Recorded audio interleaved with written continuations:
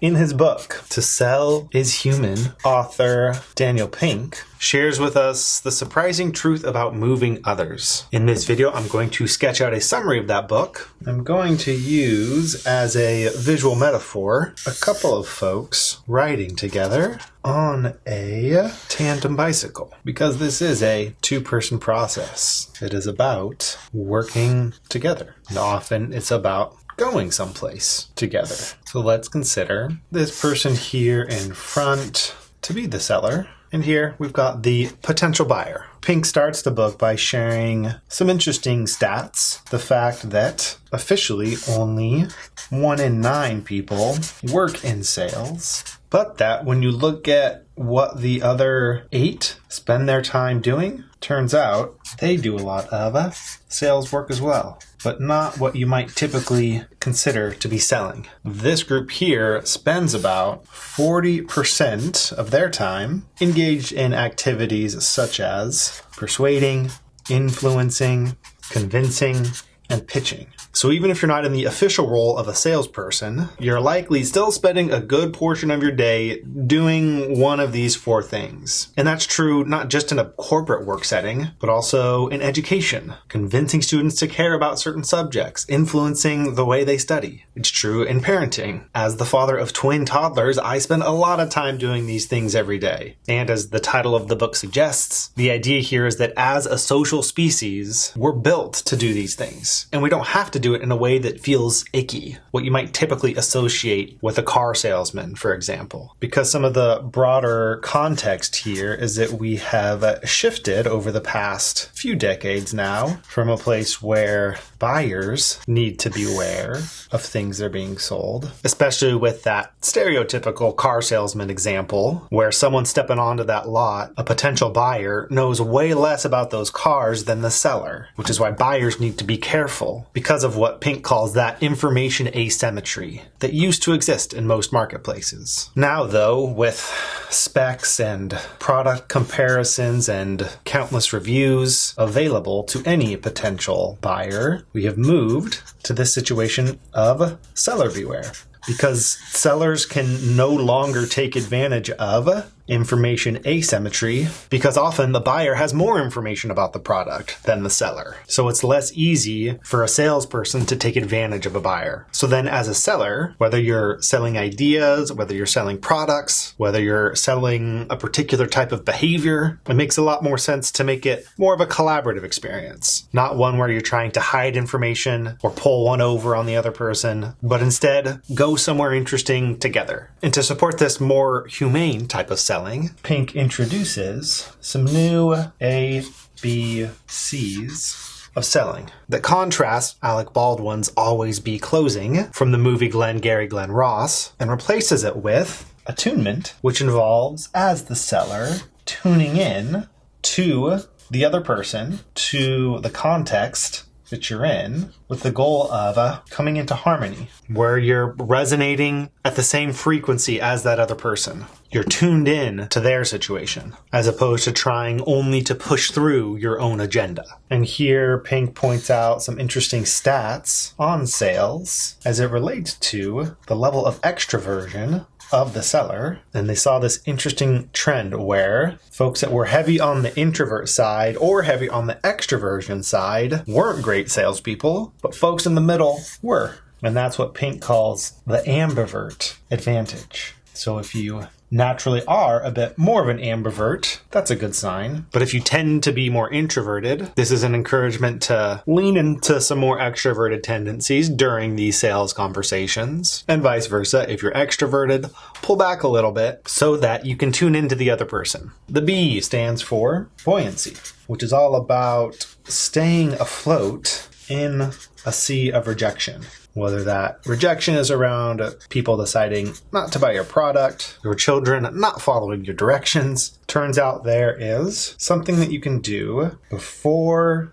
during, and after those experiences to maintain some buoyancy, to stay afloat. Prior to any type of sales experience, it's helpful to engage in interrogative self-talk. Here you ask yourself questions, like when Bob the Builder says, "Can we fix it?" Even something as simple as, am I ready for this? Prompts the type of thinking that will actually prepare you better for whatever conversation you're about to have. So ask questions instead of just saying, I've got this, or you can do it. So that's what you do beforehand. Then during the conversation, pay attention to your positivity ratios. Keep in mind that emotions are contagious. And where negativity will narrow your options, positive emotions will broaden them. And it turns out there's this kind of golden ratio required for flourishing relationships. And that's a minimum of 3 positive to 1 negative. 3 positive experiences to every 1 negative experience keeps the relationship humming along. And this has to be genuine. You have to actually believe in what you're selling for this to work. So it's not about fake positivity, but instead actual excitement and enthusiasm for whatever it is that you're selling. And then after the sales experience, it's helpful to pay attention to your explanatory style, especially when you receive a no. It's easy to view a single failure as an indicator of permanent failure, or a failure in one small aspect of life as an indication of failure across your life, or of that failure being about you as a person, that it extends to who you are. That's the pessimistic way of explaining a rejection that you might receive. The optimistic way is to recognize that failure is temporary, it's specific to that one situation, and it's likely about the external circumstances surrounding it, not just you. So moving from an explanatory style that's permanent, pervasive, and personal over to one that is temporary, specific, and external is an important factor in staying afloat amongst the inevitable rejection that will come your way. Next, we come to C, which stands for clarity. Clarity involves helping people see their situation in fresh and more revealing ways. And it's about identifying problems that they didn't realize they had. So it's about problem finding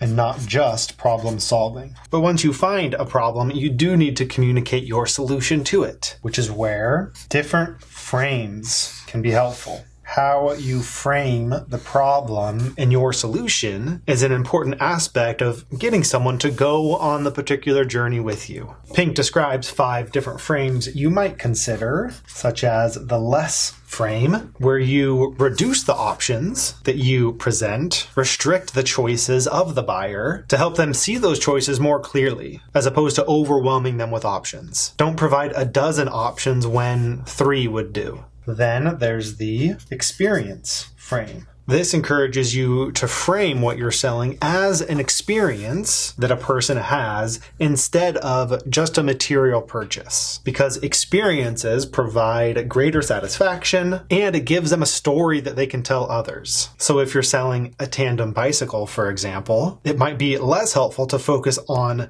the specs of the bike and more helpful to tell the story of the experience that you and your partner get to have, riding around at sunset along the esplanade. Another frame to consider is the label frame. How you name a product or experience influences how the potential buyer thinks about not only the problem, but also your solution. A group experience that was called the Wall Street Game led to just 33% cooperation, whereas that same experience called the Community Game resulted in 66% cooperation. So pay attention to the labels that you give things. Consider also the potential frame. Here you emphasize the potential to be good at something over actually being good at that thing. Potential is something that we all like to buy into as human beings. So what latent potential does the selling you're doing bring out in someone else? And then finally, the 5th and final frame